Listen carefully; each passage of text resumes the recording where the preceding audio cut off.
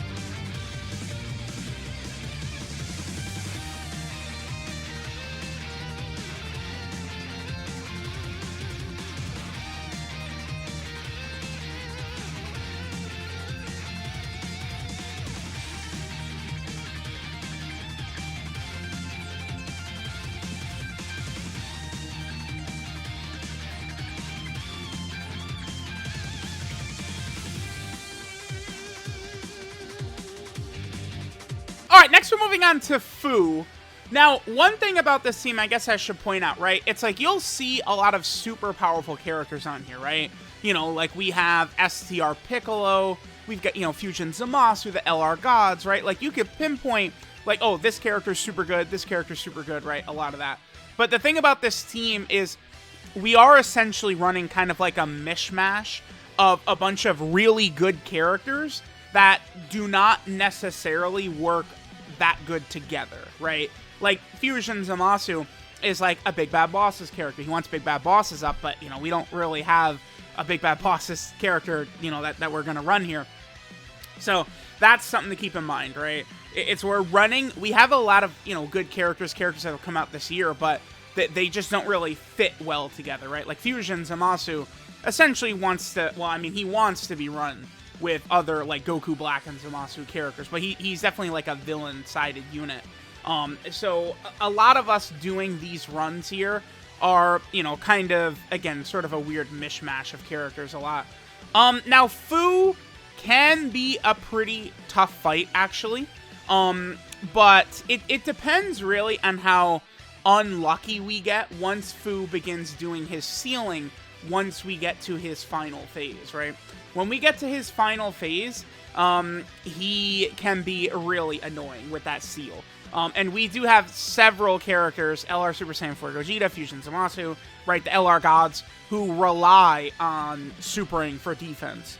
Like, the LR Gods in this Fu fight, if he seals them, and it's like you're not able to hide them and they don't dodge, like, they will get you killed, right? The Gods need the super attack for their defense, but this is not really a team where it's like, I feel super comfortable leaving them off, even though they kind of, again, this is a pretty bad fight for the LR Gods, right? Like, we get to Fu, he seals them, they're type disadvantage. It's not really super great.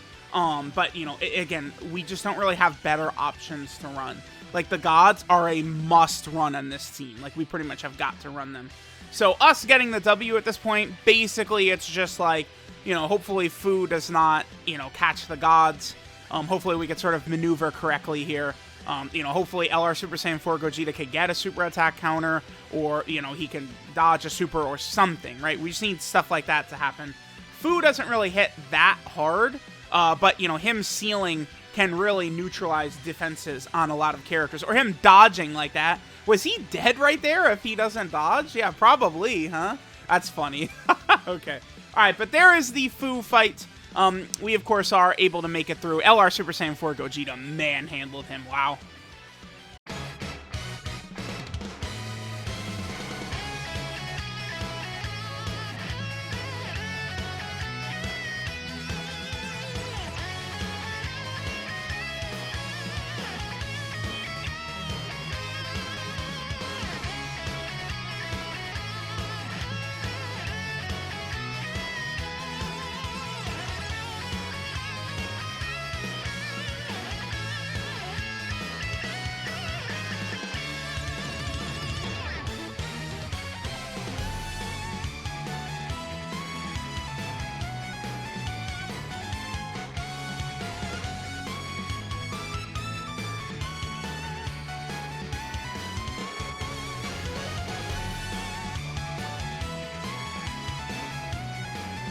All right, now we're moving on to the Cumber fight. Cumber certainly is the hardest of the three Dragon Ball Hero Red Zone fights that we have available to us.